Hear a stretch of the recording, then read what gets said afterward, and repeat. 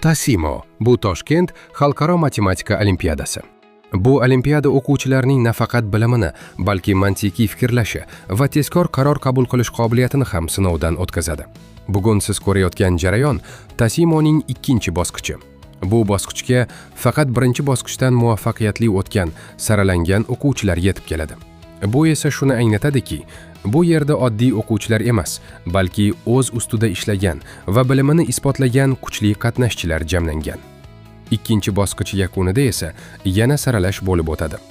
Eng yuqori natija ko'rsatgan o'quvchilar uchinchi bosqichga yo'l oladi. Uchinchi bosqich bu yanada murakkab, yanada jiddiy bosqich. Bu yerda o'quvchilardan chuqur bilim, mustahkam mantiq va yuqori darajadagi tayyorgarlik talab etiladi. Eng kuchlilar aynan shu bosqichda ajralib chiqadi. TASIMO bu shunchaki olimpiada emas. Bu o'z ustida ishlagan o'quvchilar uchun katta imkoniyat. Bu bosqichda Qorako'l Ziyo o'quv markazimizdan ham bir nechta o'quvchilar ishtirok etmoqda. Ular bu bosqichga yetib kelish uchun katta mehnat qilgan va o'z ustida tinimsiz ishlagan. Har bir ishtirokchi uchun bu o'zini sinovdan o'tkazish, tajriba orttirish va yanada kuchayish imkoniyati.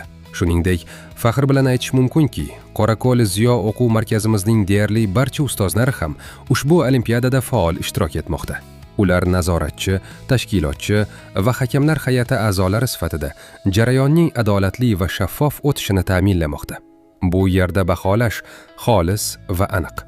Jarayon esa yuqori darajada tashkil etilgan.